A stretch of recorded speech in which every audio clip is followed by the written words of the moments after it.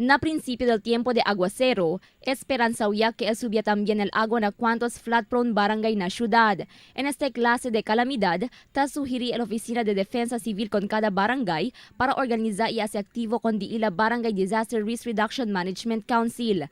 Según con el oficial encargado del OCD na región, Jose Eric Castillo, el mga personajes bajo na BDRRMC, ang quien debe servir como mga first responder durante el calamidad. Debe quedar envuelto aquí el cada sektor en preparasyon na mga kalamidad como el avenida. Pero dapat ang dating mga barangay officials, nisita na sila man-activate ila Barangay Disaster Risk Reduction Management Committee. Kaya na layman dato nisita agad el per barangay nisita na sina committee. Akabar, nisita naman sila man identify di ila nakita BDRM office. Dapat siya naman sila.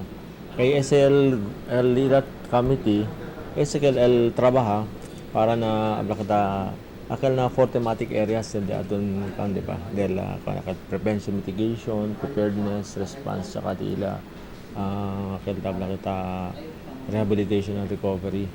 Según na OCD, debe saber cada barangay si cosa calamidad el posible tupa na di ila lugar. Debe según basehan kung di ila maga eksperyensya y maga scientific datas por medio del estudio taas el cuantos ahensya como el Mines and Geosciences Bureau o MGB. Según pa con Castillo, el sa falta maga barangay aura amo se llama baseline data.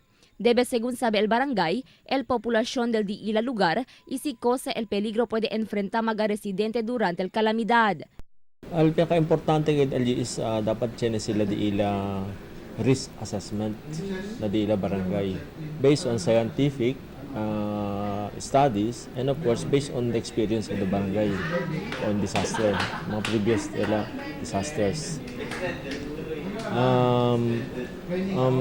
Al scientific sabi man kita no tasali siya ng mga akin ng agency chine kapasidad igual na si earthquake or geologic hazards tali el PBOX tali el MGB el pag-asa para ng mga water related na mga lakta hazards.